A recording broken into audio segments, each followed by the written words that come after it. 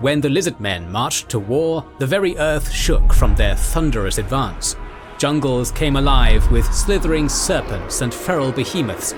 The skies above roared with flying packs of ravenous predators, and the air was thick with an ancient cosmic magic. If their foes were not warm bloods fated for feasting and sacrifice, then their fate was annihilation, for the glory of the Old Ones. Welcome to the second in our video series on the races of the Warhammer world, where we will cover the Lizardmen armies. If you prefer your fantasy worlds a tad more human, we'll also highlight our sponsor Tainted Grail – Song of a Dying World, a new tabletop RPG. Somewhat like how the Warhammer world ended up, Tainted Grail is a world that is coming to an end, only this time it's a realm of Arthurian and Celtic legend. Still, it remains equally steeped in magic and mystery, and of course your goal in the game is to prevent the world from ending. The game comes with a beautiful hardback book that explains the setting in detail, and provides pre-made characters so that you can try out an adventure in the world of Tainted Grail right away. A world you actually might have had adventures in already if you've played the Tainted Grail video games or the older board games. Anyway, whether you're new to Tainted Grail or a veteran, the Song of a Dying World tabletop book has all the rules and systems fully explained, and it provides a step-by-step campaign to play through with all the challenges and branching paths for your players to explore. You can take a closer look at this new Twilight Fantasy adventure on GameFound, where you can purchase the game, and you can even get a deluxe version that comes with all kinds of game aids, like dice and a battle map. Just check out the link below. The core units of Lizardmen armies were of Saurus and Skink variety, with the occasional posse of hulking Kroxigors. The Saurus warriors primarily brought swords, spears, and shields into the fray, while the more mobile Skinks kept lighter weaponry with them, such as javelins, blow darts, or even short swords. Chameleon Skinks were exclusively ambush missile infantry, or hybrid melee stalkers, and the red-crested Skinks were strong enough to tote larger weaponry into a fight, much like their Saurus brethren. Elite Saurus of the Temple Guard would occasionally march into battle, always to protect the Slan Mage priests. Lizardmen cavalry needed mounts that could bear their massive Saurus soldiers into battle. Certain Saurus warriors were spawned with the instinctive ability to tame and ride the perfect predators for the job, known as Cold Ones. They were swift reptilian predators, with an insatiable drive to attack any warm-blooded creature that came near. Naturally, they hunted in packs, and were capable of felling a target many times their own size. An extremely rare subspecies of Cold Ones, called the Horned Ones, was fielded by Lizardman armies as well. Virtually extinct, they spawned from the pools always at the same time as their riders, and were adapted for fighting duels with their large horns and spiny crests. But not all Lizardmen cavalry were bound to the ground. The lightweight and clever Skinks had mastered the art of riding pterodons, no easy feat considering the hazards of approaching a lair of these flying reptiles. Skinks would cling to their backs and either wield poison javelins or slings of fire-leech bolus. The Skinks trained their mounts to carry stonemason spheres with them into battle. Troops of pterodon riders would fly in formation and cue the beasts to let go of their payload atop a selected target, unloading a deadly avalanche of crushing stones. The Skinks flew beasts called Ripidactyls, even more bloodthirsty than pterodons, into battle. The ravenous creatures attacked anything that moved, and could not be stopped once they identified prey and plunged down upon them. The talons alone could decapitate enemies with ease, and Ripidactyl attacks scarcely left behind anything but strewn limbs and innards. Lustria was a thriving ecosystem with countless creatures large and small, in which the Lizardmen were tamed for war. The species that could not be ridden as cavalry were trained to hunt in packs alongside the army. War machines came upon the backs of massive monsters, while more feral beasts were unleashed as unstoppable killing machines.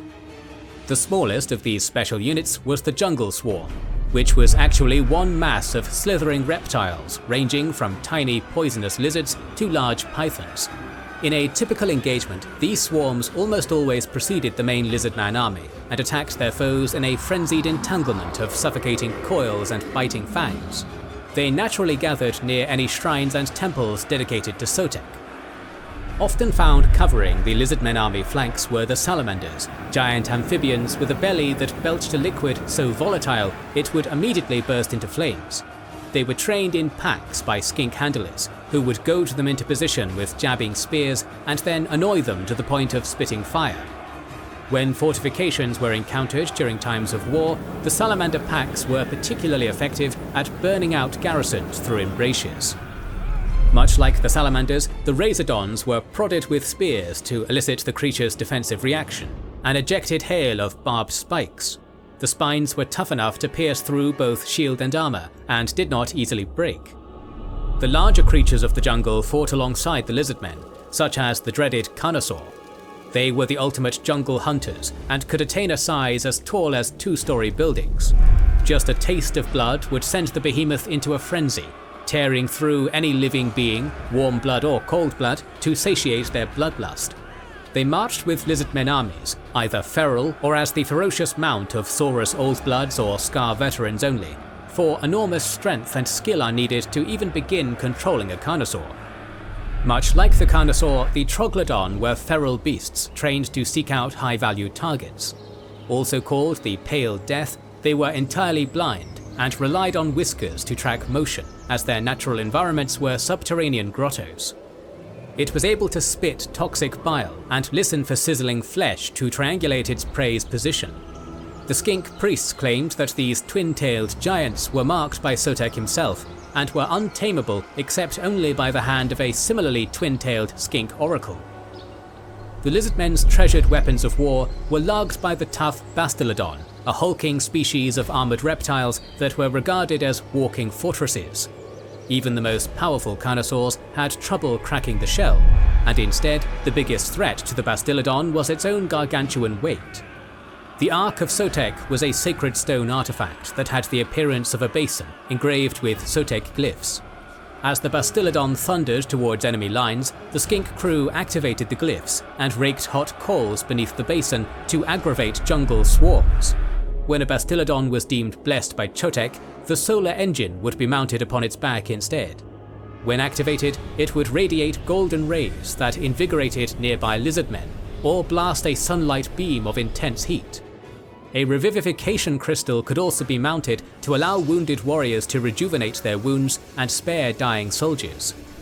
Stegodon were bulky creatures with heads crowned in thorny crests, and renowned for their stubborn territorial behavior.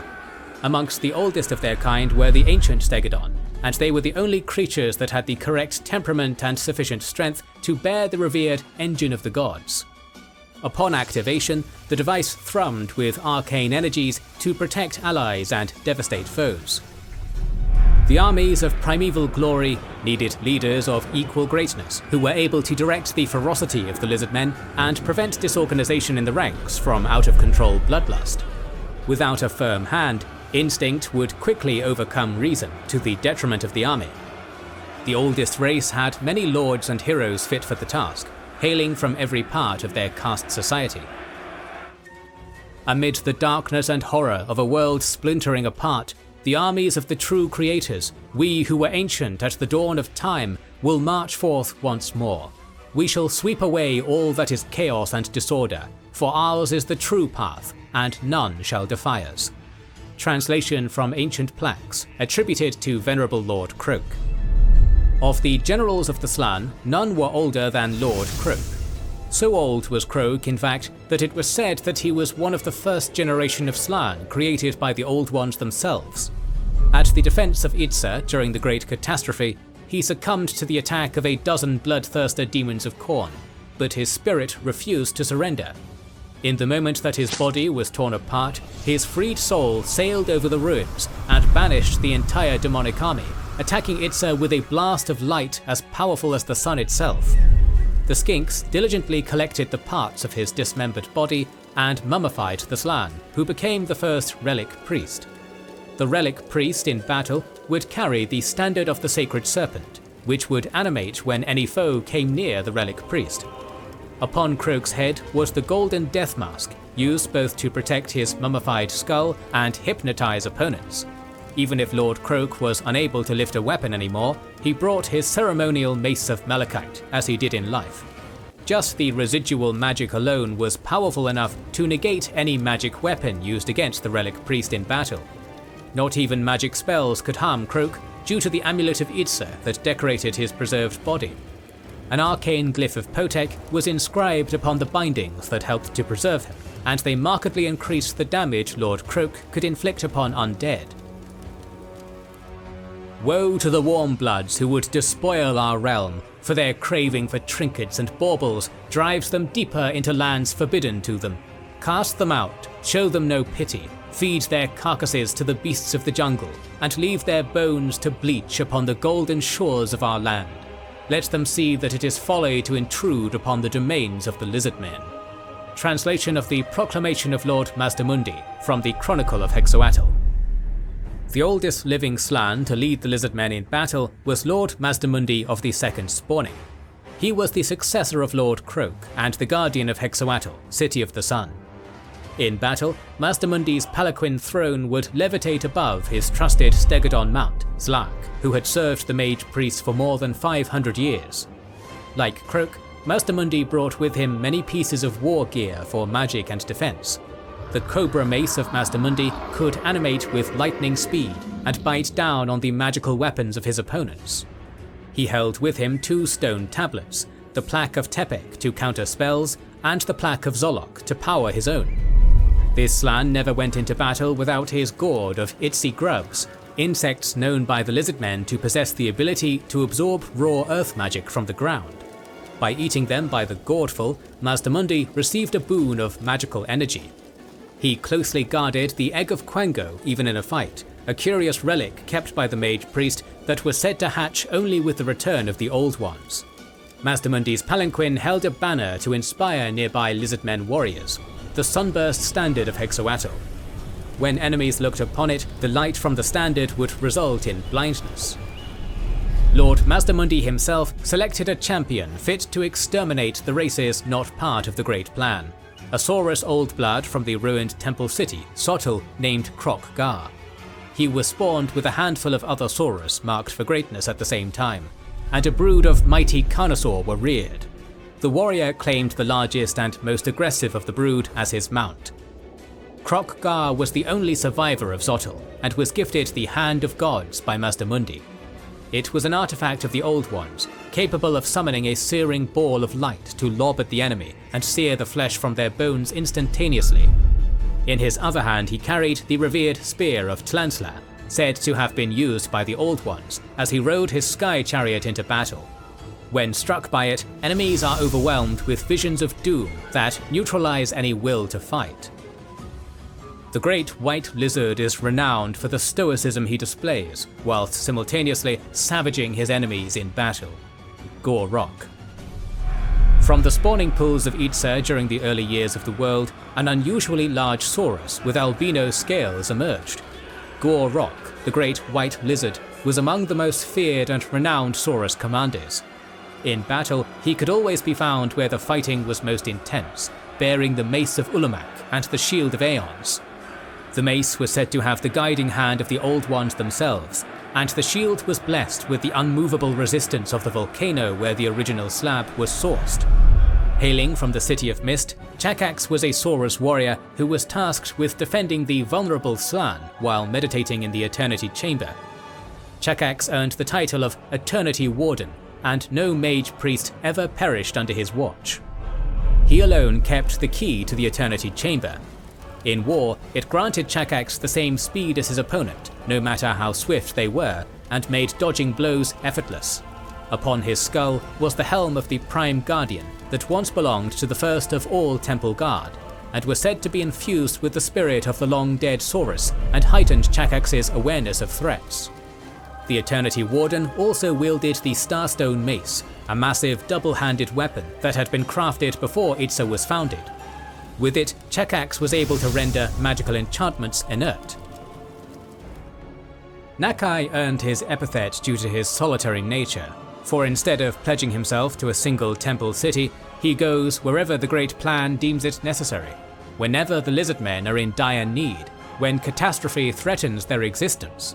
He is revered by the Skinks, who adorn him with tokens of his many battles fought in preservation of his race and the furtherance of the Great Plan.